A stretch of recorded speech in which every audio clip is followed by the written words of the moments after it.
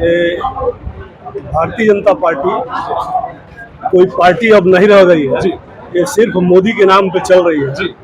और आपको बता दें कि ये भारतीय जनता पार्टी और चाहे मोदी की सरकार रोजगार, भ्रष्टाचार, महंगाई सब पे विफल है। इसलिए ये चुनाव जो है आम जनता लड़ रही है, ये कोई पार्टी नहीं लड़ रहा है चुनाव। इस पूरे देश में मोदी की तरफ से आम जनता लड़ रही है, आम नहीं, मोदी के खिलाफ आम जनता लड़ रही है।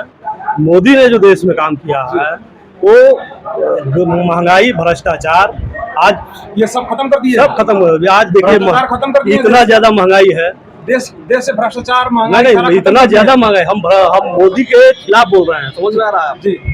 मोदी ने देश में भ्रष्टाचार बढ़ाया, भ्रष्टाचार बढ़ाया है। आज जो है बेरोजगारी बढ़ाया है, घटाया है, बेरोजगारी बढ़ाया है। आज जो है पुलिस की भर्ती हुई उत्तर प्रदेश में, भर्ती में लड़के गए और वापस चले आए घर, नौजवान जो है चले आए घर।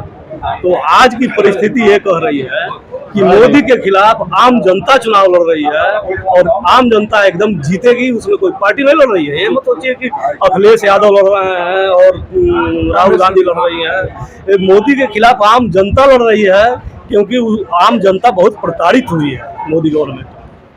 ये अभी तक अभिवक्ता गणों का विचार रहा। ये मैं जानना चाह रहा था कि ये जो 2024 का अंतिम चरण का चुनाव सामने है, इसमें किस मुद्दे पर जो है वोटिंग हो रही है? क्या लोकतंत्र बचाना सबसे बड़ा मुद्दा है जी।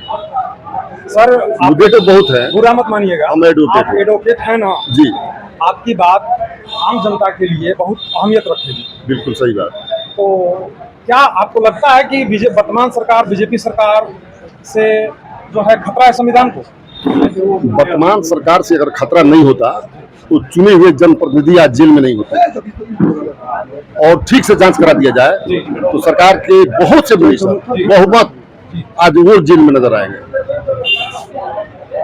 लेकिन उन सारे संस्थाओं को जो जांच एजेंसियां हैं वो सरकार के हाथ में है, उनका कोई जांच नहीं हो रहा है, सिर्फ उसका जांच हो रहा है जो विपक्ष में है। ये लोकतंत्र कमजोर करने की साजिश है। ये साजिश कौन कर रहा है? राहुल गांधी।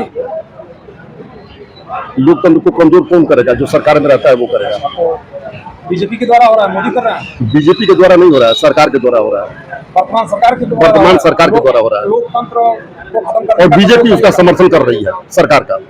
बीजेपी की ही सरकार है, लेकिन गवर्नमेंट में बैठे हुए लोग लोकतंत्र को समाप्त करना चाहते हैं। इस बार आप लोगों ने किसको लाने का मन बनाया है?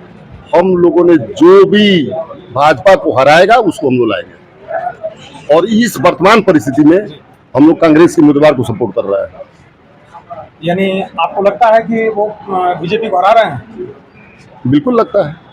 अगर न भी हरा रहे हो तो लोकतंत्र बचाने की लड़ाई हम लड़ेंगे। हम एडवोकेट तभी तो है, जो संविधान नहीं होता तो आज हम वकील नहीं होते। संविधान की वजह से हम वकील हैं। तो लोकतंत्र है तभी हम लोग वकील है, तभी ये न्यायालय है, तभी ये सारी व्यवस्था है। उसको समाप्त कर दी जाए तो कुछ भी नहीं है, फिर एनार्किज्म शुरू हो जाएगा, राजतंत्र शुरू हो जाएगा। मोदी जी वहाँ जो भाषण दिए हैं कि यहाँ की प्रजा जो है उसका सेंस यही रहा होगा। तो क्या अपने आपको राजा घोषित कर रहे हैं? अपने को जब भगवान घोषित कोई कर सकता है तो राजा क्यों नहीं घोषित करेगा? अपने को कोई भगवान घोषित कोई कर सकता है तो राजा तो घोषित करेगा।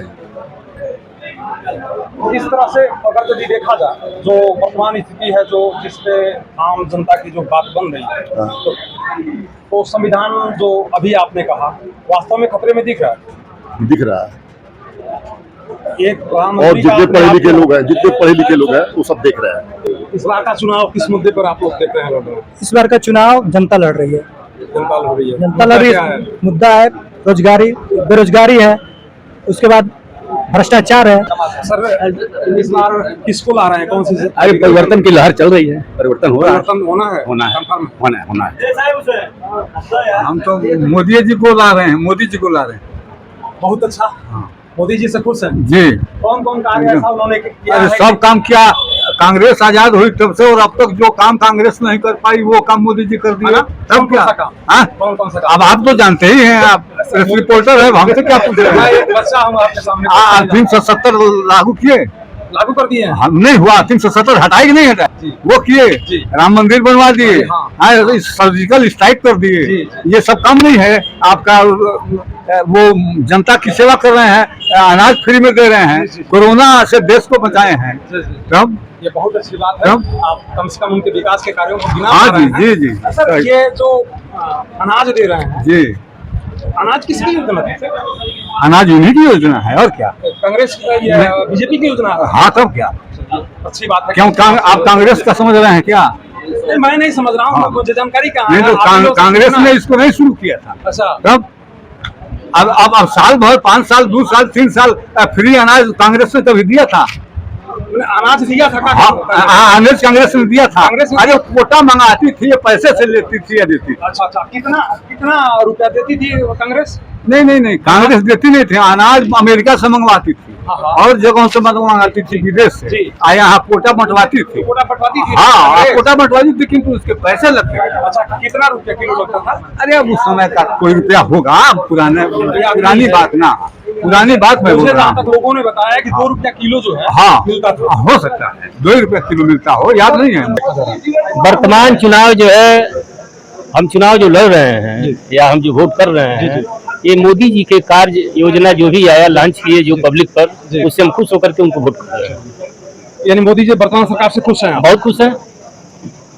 खुशी का वो एक मुद्दा बता दें आप। खुशी का बात है कि 1950 से 2014 तक जो काम कांग्रेस ने नहीं किया, जी, जी। वह काम 2014 से 2024 के बीच में मोदी जी ने कर दिखाया है। सर हम ये नहीं जानना चाह रहे थे, दो एक बात पर्टिकुलर जो आम पब्लिक को लाभान्वित कर रहा है, हाँ, उसके विचार सिर्फ आप बता दें। लाभान्वित तो मान लीजिए राशन का वितरण हो ही रहा है। कोरोना काल में मोदी जी ने जो है बढ़ चढ़ करके मोदी योगी ने हिस्सा लिया, सबको इंजेक्शन लगवाया, फ्री लगवाया।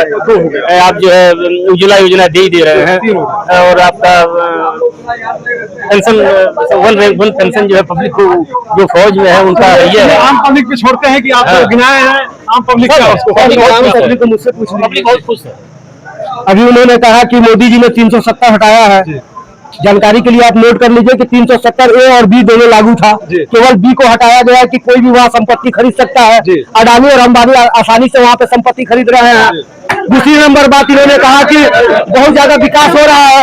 यहाँ जितने लोग मौजूद हैं, मैं उनसे पूछना चाहता हूँ कि अपने बच्चों को प्राइवेट स्कूल में पढ़ाते हैं कि सरकारी स्कूल में पढ़ाते हैं? या कि सरकारी स्कूलों का ये हाल है कि नमक रोटी लोगों को खाने के लिए दिया जाता है, और आप जैसा कोई सच्चा पत्रकार उस मुद्दे को उठाता है तो उसको जेल की हवा खिलाई जाती है। और अभी यहाँ पे किसी की सीरियस तबियत खराब हो, कोई सरकारी हॉस्पिटल में नहीं जाता है, सबको प्राइवेट हॉस्पिटल में जाना पड़ता है। उसके बाद ये कहते हैं कि विकास हुआ है। जो खादी की आपने बात किया है, उसको मनमोहन सिंह ने लागू किया था कि कोई भूखा ना सोए। मोदी सरकार जितनी कांग्रेस की योजना है उसी को लेकर चलती है। आज जो मोटरसाइकिल 50,000 रुपए में मिलता था, आज 1 लाख से ऊपर हो गया। जो किसान का ट्रैक्टर 6 लाख का था, आज 14 लाख का मिल रहा है। जीएसटी बच्चों के बूथ पर लग चुका है, जीएसटी हर चीज पर लग चुका है। जिसपे अंग्रेज कर नहीं वसूल सके, उस पर ये बीजेपी सरकार कर वसूल रही है। महाराज बहुत बड़ी बात आप बोल रहे हैं, सोच समझ के बोलिए। जी मैं सोच समझ के इसे नहीं ना, जी मैं पाकिस्तानी नहीं हूँ जी, अमित शाह के निगाह में मैं पाकिस्तानी हूँ। क्यों? और अमित शाह कहते हैं कि जो उनको वोट देते हैं वो पाकिस्तानी होते हैं। आम आदमी पार्टी राष्ट्रीय परिषद का सदस्य हूँ, देवरिया जिला का प्रभारी हूँ, और कुशीनगर का पूर्व जिला अध्यक्ष रहा हूँ। ये लोग जो है, जो लोग पढ़े लिखे नहीं है, जिनको कोई मतलब नहीं है, उनसे ये कहते हैं कि मोदी जी खियावता रहे, मोदी जी जियावता रहे। मैं पूछना चाहता हूँ कि हमारे टैक्स के पैसा से ना वो चावल या गेहूं कुछ भी दिया जा रहा है? यानी इसमें मोदी जी का कोई रोल नहीं है? कोई रोल नहीं है। जो देश का प्रधानमंत्री होता है वो करता है। आज मोदी की गारंटी हो रही है। इंडिया में पहली बार कोई ऐसा चुनाव हो रहा है जहां पे व्यक्तिगत नाम से अटल बिहारी वाजपेयी ने कहा था, जब संसद में नारा लगा था कि India is Indira and Indira is India, तो उन्होंने कहा था कि जब किसी व्यक्ति विशेष का नाम पार्टी में आ जाता है तो उस पार्टी का विनाश निश्चित है। अटल बिहारी वाजपेयी के जो कही बात है वो बिल्कुल सत्य होगा। इस 2024 चुनाव में इस पार्टी का विनाश निश्चित है। ये आम लोगों से जो बातचीत हो रही है आप देख सकते हैं, सुन सकते हैं। यहाँ प्रबुद्ध वर्ग के लोग बैठते हैं और इनकी बातें समझने जैसी हैं, और ऐसा लग रहा है कि ये लोग वर्तमान सरकार को सत्ता से हटाने को आतुर हैं, और यह वर्तमान सरकार के लिए कतई हितकारी नहीं है। सर आप यहाँ अधिवक्ता हैं जी, इस बार जो 2024 का लास्ट चरण का चुनाव चल रहा है, इसमें क्या माहौल बन रहा है आपको? माहौल यहाँ लड़ाई काटे की है, देखिए किसकी संभावना बन रही है कि दोनों में से कोई जीत सकता है। आप लोग की अपनी सोच क्या है? हम तो खैर बीजेपी के साथ हैं। बीजेपी के साथ बीजेपी के साथ होना या इंडिया गठबंधन के साथ होना कहीं कोई बुराई नहीं है, कोई नहीं है, हर आदमी का अपना अपना सोच है। और जो सोच आपकी बन रही है बीजेपी के साथ रहने की, किन किन मुद्दों पे जो है आपको अच्छा लग रहा है कि बीजेपी रहनी चाहिए? देश के मुद्दे पर, देश में क्या? अब जैसे मान लीजिए आर्थिक बढ़ जाइए, ठीक है, अब आर्थिक मोर्चे पर देश का जो जो जो स्थिति बन रही है, क्या आप जो सैन्य ताकत भारत का आज विश्व में लहरा रहा है परचम, और तो आर्थिक मुद्दे पर कैसे, जब डॉलर से टूट रहा है पहले की अपेक्षा ज्यादा जो कोरोना काल 2020 में आया, फिर आर्थिक व्यवस्था 2020 में जो कोरोना काल आया, उसके बाद जो विश्व में परिस्थिति बनी, हर देश की आर्थिक स्थिति खराब हुई जी, और कैसे तो सरकार ने उसको कंट्रोल किया है। उसी के साथ डॉलर भी खराब हुआ, खराब तो बिल्कुल होना ही होना है। विश्व लेवल पे आया। जब तो जब ये कोई तो परिवार एक किसी का देश की मुखिया, समस्या नहीं थी। जब कोई परिवार का मुखिया लकवाग्रस्त हो जाएगा तो परिवार की स्थिति खराब होनी ही है। जी, जी। उसमें जो संभाल के अपने परिवार को आगे बढ़ा ले जाता है, वो उसकी काबिलियत है। जी। तो ये जब तो बात सही कर रहे हैं। जब लॉकडाउन लगा, लेकिन, लगभग 1 वर्ष तक देखा पूरा ये काम भी डाउन जा रहा है था। कि विश्व में जिन जिन देशों में कोरोना आया था, जी, तो उनकी आर्थिक स्थिति, उनका रुपया जो है भारत की अपेक्षा मजबूत हुआ है हम कोरोना काल के बाद। अपनी तुलना विकसित देशों से नहीं कर सकते हैं, विकासशील देशों से ही करेंगे। तो जो विकासशील देश हैं उनमें भी, जैसे बांग्लादेश है, विकसित देश तो नहीं है, लेकिन वो बिल्कुल। कोरोना काल के बाद जो है मजबूत हुआ है उसका रुपया। बिल्कुल मजबूत नहीं हुआ है। एकदम आर्थिक स्थिति श्रीलंका की देखिए, आप बांग्लादेश की देखिए, पाकिस्तान की देखिए। आपकी अपेक्षा रुपया तो उसका मजबूत है कोरोना काल के बाद। हाँ है, तो फिर जो आप बात कर रहे हैं, छोटा देश है ना, हम बता रहे हैं। पता नहीं उनकी नीतियां ऐसी रही क्या रही, ये आप पे छोड़ते हैं। और जो लोग उनके अनुयायी हैं, उन लोगों ने भी जो बातें बताई है, आप लोग उसके बारे में क्या सोचते हैं, क्या कहते हैं, जरूर बताएं। नमस्कार, जय हिंद, जय भारत, जय जवान, जय किसान। मिलते हैं अगली वीडियो में।